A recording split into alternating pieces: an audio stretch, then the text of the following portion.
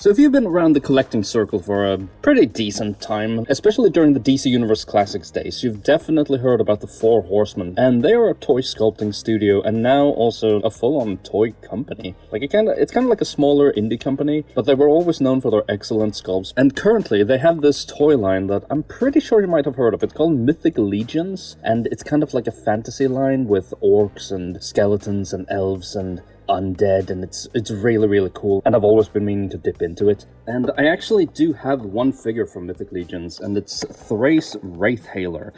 And I just can't really bring myself to open her quite yet because she is just so beautiful in this packaging. But the Four Horsemen actually contacted me quite recently, and they asked me if I wanted to take a look at the Cosmic Legions subline, which is, well, it's kind of like Mythic Legions, but instead it's more like sci-fi oriented.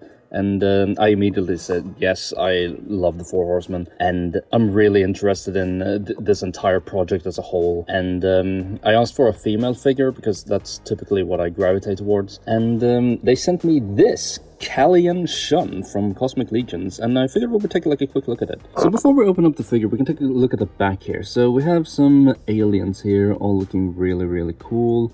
And then we have Ius Capitian, who kind of looks like a grey alien, and I really like this design. I think he looks awesome. And then we have more cool, kind of like soldiers. I really like this TU5 SCC engineer, and Mbira Jimigara. I think that looks really cool too. Highwarden Slug looks awesome. We have some alien bugs here. And then I like this thing here, Wall Tour. Very David Bowie, Major Tom vibes here. And then we have another one who kind of looks like a grey alien. Really cool. We have a dragon here that looks to be a repaint from a Mythic Legions figure I've seen around. But he has this kind of like He-Man-esque belt around him. Very cool. So let's just open the figure up. I don't really do this often because I usually just throw away packaging, but this backdrop is gorgeous. Look at this pink flower. Just a quick little note, usually like a packaging like this would be really crammed, or they would leave out accessories because they wouldn't fit in the box. But the Four Horsemen done something pretty cool here, where they have 2 layers of packaging, and they've used this kind of like deep space here to just fit a whole lot of guns in, and I think that's pretty clever. So, if you've been collecting Marvel Legends or DC Universe Classics or anything of the like, you should be well familiar with the concept of reuse, and all these figures are made to have a lot of reuse, and they're also made to have a lot of swappable parts, so you can kind of mix and match everything to create your own characters. I think this is a really neat decision by the Four Horsemen, because they know there are a lot of customizers in this hobby that would like to create their own characters. So I was just thinking we would have a quick look at how everything is put together. So starting with the legs, it's kind of like, I don't know if you collected Masters of the Universe Classics, but this is kind of the joint setup they had for those. It's also pretty reminiscent of the McFarlane figures nowadays. And instead of the classic type ball and socket type hips that Marvel Legends has, it's more of an evolution of the T-jointed hips that you can put out like this, and you get a nice split, and then you get a little bit of twist here. And unfortunately, you don't have double jointed knees for the articulation here. So 90 degrees or slightly, no, pretty much 90 is the most you can get. However, they did double up on some articulation here, down here. So here by the ankles you have a swivel, and you also have up and down motion, and you have the ankle pivots.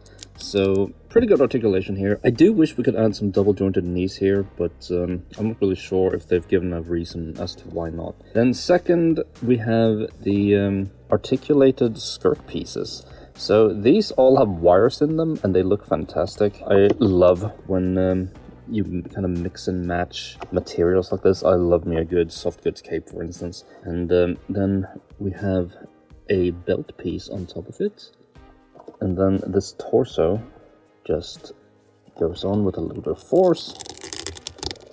A nice little click there, you could feel it. And then the arms move out. And unfortunately here too, only single jointed elbows. Again, really wish we could change that. However, when sculpting this, they did seem to actually mind the fact that they don't have a swivel here, so they made this as horizontal as possible, so you can pretty much just swivel it to the side if needed, so you don't really need that bicep cut. And then she also has a joint up here in the torso. Same goes for this arm here. Again, could really use a double joint here, especially as it would be really hidden by kind of like all this armor. And then the hands are hinged here, like so, and they swivel, and they're also exchangeable. So you can put some trigger hands on if you want. And then the head itself is stuck on a very, very hefty ball joint here. And you can also change it for a helmet. But I don't really see why you would do that, because this head sculpt is so gorgeous that I wouldn't want to do that. But also on the back here, there are some holes, and I assume this has to do with the reuse. These holes are probably used for something else. But I know this figure comes with this shoulder pad, and it fits in right about here, like so. And then we put the hair back on, well, the head with the hair, and she has a gigantic space turtle shell on her shoulder. Not really sure how I feel about this, but maybe it looks better with, boom, the cape. So, this cape has a hood, and I think we have to remove this first. She also comes with a lot of other things, like she has a staff, which is obviously her main melee weapon. She has some straps here, which I would assume just goes like here, maybe it's upside down. Yeah, like this looks right. And she has like a little rocket blaster. I don't really know what this is, but it plugs in here. And then she has a gun that doesn't seem to have a holster. It has a like a peg hole. I mean, I guess you can add this to here, maybe, like if your gun would ever need like an extra missile on top of it. But let's try to put everything on. So we have this, and then I guess the cape on top of that. So Velcro. I don't really think the No, I don't think this can be on if we have the cape on. So after a lot of finagling, I've kind of come to the conclusion that you can't actually have the Velcro like close up if she's wearing this head. So I think it's pretty much made for the helmeted head, which I don't really care about. So I'm just going to show it off like this. But it just kind of balances on here. It does look cool though. It casts like a nice little shadow here. But yeah, for the most part, I'm going to use her as kind of like a pseudo fantasy type character, because I don't really have too much interest in like space stuff, but she's made out of a lot of Mythic Legions parts. Like I know this piece here, for instance, is just from Mythic Legions, and it's mainly just the gauntlets, the shin guards, and this belt that are kind of spacey looking. So I think, I don't know, wait, maybe since, are these separate pieces here? No, they're not. You can see they actually plug in here, but they're not removable. This still would work pretty well in a fantasy setting, especially if I give it like a nice little repaint. This turtle shell, I'm not really sure if I want to keep on. I think it looks a little bit overly bulbous, and I think we'll also kind of push hair out, maybe. No, it doesn't look like terrible, but I think I prefer without it, so just gonna do it like so. And while we're at it, we might as well just compare her to your typical Marvel Legends character. And as you can see, they have quite differing proportions, even though they're not necessarily a lot bigger, but they're definitely thicker, and the heads are a lot bigger. So yeah, you can see like the arms way thicker, the torso itself way thicker, the legs are like 1.5 times thicker, but overall the quality is just really, really good. They feel a lot sturdier than your typical Marvel Legends character. But yeah, Kalian Shunn by the Four Horsemen. And I guess we can also just, ooh, these hands are like nice and pliable, so it's not really a nightmare to get her to hold a bunch of things.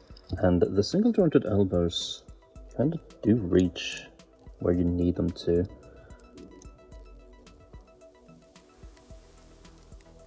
Yeah, like this looks nice and natural actually. So to me, this was a really interesting little mini, like dipping my toes into the Four Horsemen line, and it makes me want to actually open the race, but I think I'll save that for a rainy day. But overall, I really quite enjoyed this figure, and everything about like the paint job and the sculpts is so beautiful. Like I think she's classically painted. It doesn't look like she uses the photoreal that Hasbro is doing for Marvel Legends nowadays, and everything is just really clean. Like you see this gradient on the face, especially how it just goes from lighter to dark in kind of like a seamless fashion. It's really, really gorgeous looking. And I might give her like a repaint one day, just to kind of like customize her into something more akin to my color likes, I guess. But overall, really, really gorgeous figure, and I would actually kind of like to pick up that gray alien now. So thank you for watching, and hope you enjoyed.